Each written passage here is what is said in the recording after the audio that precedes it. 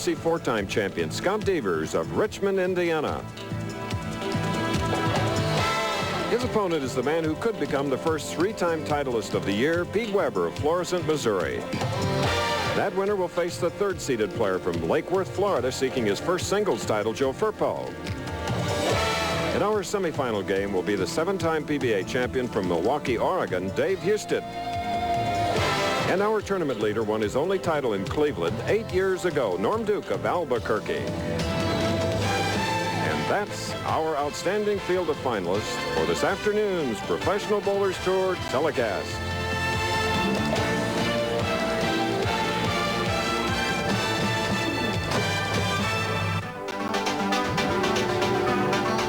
The Professional Bowlers Tour has returned to the shores of Lake Erie, to the Cleveland, Ohio area for the finals of the $160,000 Bud Light Open.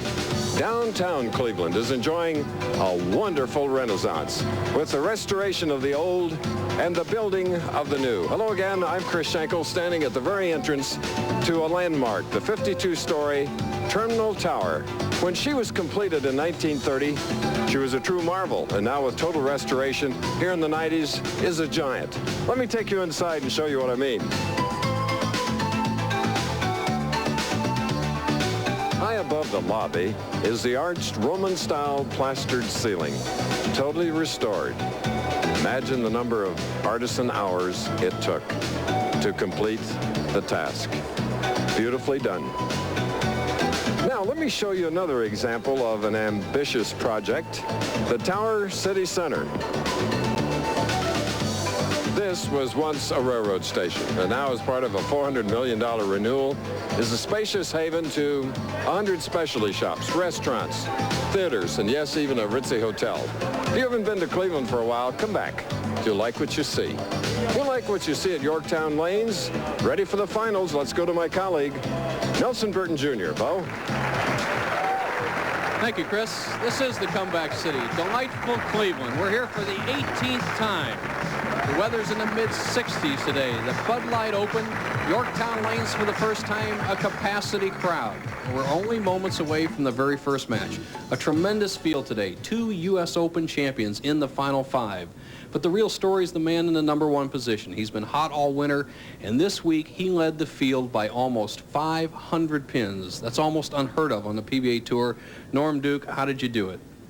Well, it's just one of those things. You get in a groove and you just start throwing it good. And I've been fortunate to be best friends with Brian Voss, and I've watched him lead tournaments so many times.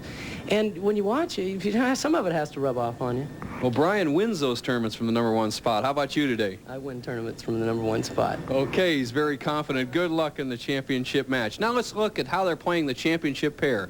The oil is very heavy this week, down 45 feet down the lanes. The PBA has put it down the center, and then they've pushed it out to the side. And this is the difference between amateur conditions and pro conditions. This makes it much more difficult, and shot making is important. The last 15 feet are a little bit dry, so the ball can get a little hook. Now, the players are playing 3 different lines. The straight players are playing around the first arrow. The big power players are swinging a big shot out almost to the edge. And the lefties are playing down the outside line, Scott Devers. Chris, it's an excellent shot out there. Great 90 minutes ahead of us. And, of course, Wide World of Sports follows. That's right. A grand finale of the Jeep Superstars from Cancun, Mexico. Listen to these superstars in the top 10 going for first prize. Herschel Walker, Barry Sanders, and Kelly Gruber are among those 10. Plus a special preview of the World League of American Football. That's all coming up next on ABC's Wide World of Sports. Out of the $160,000 total, 30 today will go to the winner, 16 to the runner-up, 8, 65, and 55. Our 11th stop in a winter tour of 16 cities. We're in a suburb of Cleveland, Parma Heights. From Florissant, Missouri, shaking the hand, Pete Weber. Shaking it of Scott Devers from Richmond, Indiana. He will shoot first. Scott has 4 titles in his 9 years as a professional. He is 5'11", 145 pounds, getting re-racks all the way down. And deep breath by Scott. Chris, they're playing 2 different lines. Scott Devers, the extreme outside on the left, and Pete Weber almost down the center in the heavy concentration of oil. Lefty with a straight shot, power player with the hook ball. All right, Scott Devers shooting one of the perfect 300 games this week. along with Pete Weber, Bruce Hamilton, and Ryan Schaefer. Speaking of Pete Weber, there he is, his 58th television appearance. It is his 3rd championship round of the year, 2nd in a matter of 3 weeks. Of course, he has 2 titles back-to-back, Fair Lanes, and then the Johnny Petraglione has a little trouble with something foreign in his eye. All right, there he is. Watch this concentration. Watch the arm swing, too.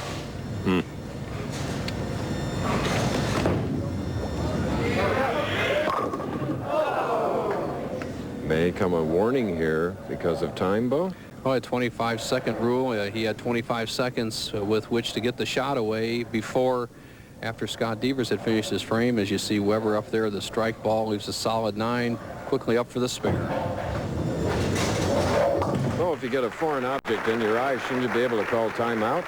I would think so, Chris. That's the PBA's call, and they have to give the player 25 seconds, and obviously they didn't think about it. That'll be something to be considered in the next PBA tournament committee, which is held before a meeting which is held before every tournament by the players. So Weber up in the 2nd frame, he does have a warning.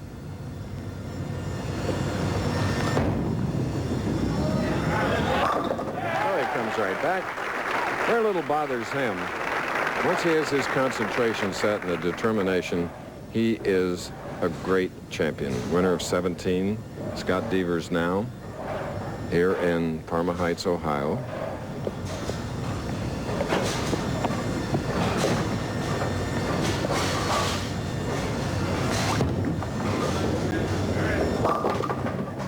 So smooth, yet left the 2-4.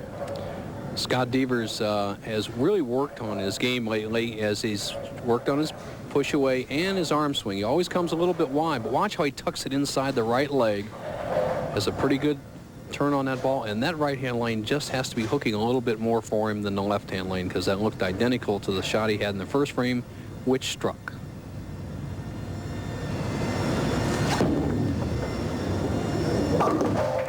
Scott's best finish this year was 38th at the Bud Light in Sunrise, Florida. 4 titles coming in Tucson, Rochester, New York, El Paso, and Austin.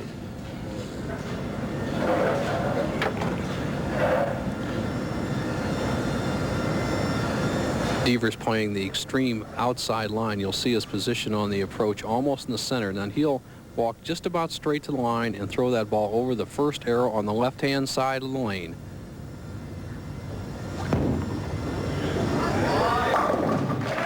So for Scott Devers, his 2nd strike in 3 frames. We're in Parma Heights, Ohio, the Bud Light Open. The defending champion, Jim Pinsack, hometown product, finished 20th. Jim will be defending the national championship next week in Toledo. Del Ballard, who won last week, 74th. 2 sleeper 8. Tough spare to shoot, heavy oil in the center of the lane. And a characteristic you can always count on the PBA Tour is if the lane is a little bit drier for the left-handed player, as it is for Devers, it'll be tighter for the right-handed player, Pete Weber. So that reaction has held up through 2 frames. And a smile. All right. For all you aspiring young bowlers, Pete Weber has this advice. Listen. Well, traveling around the country like I do and bowling as many junior pro-ams as I do, I see the young bowlers bowling the power game, but they don't have that good of a spare game. They miss a lot of spares, so the best advice I could give is make your spares. Which Pete has done twice, and now he'll have to try to cover the 2-pin on the left lane. A little disgust now showing on that face. Well, Pete has bowled well all week, obviously, in making the top 5, but bowled much better when the lanes were drier at night. So if he can get by the first game, he should be very tough. Okay, good comment. We're in our first game, 1 pin separating Scott Devers and Pete Weber. Devers in the lead.